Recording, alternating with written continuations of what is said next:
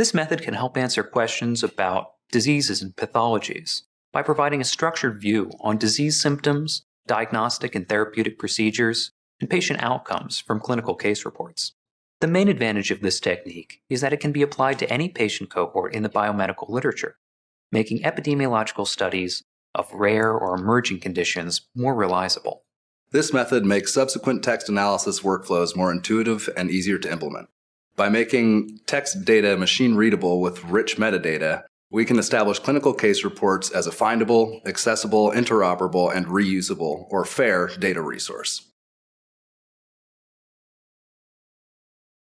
Central to this method is the metadata template used to extract all of the clinical information contained within the selected clinical case reports. Following the workflow as illustrated will allow the assembly of a clinical case report corpus.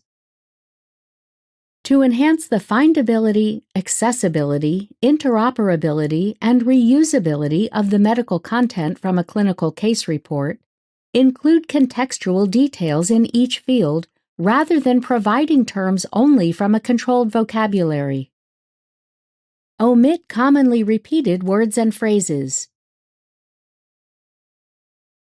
In the annotation template, provide specific terms identified within a document, usually in its header, as key terms separated with a semicolon.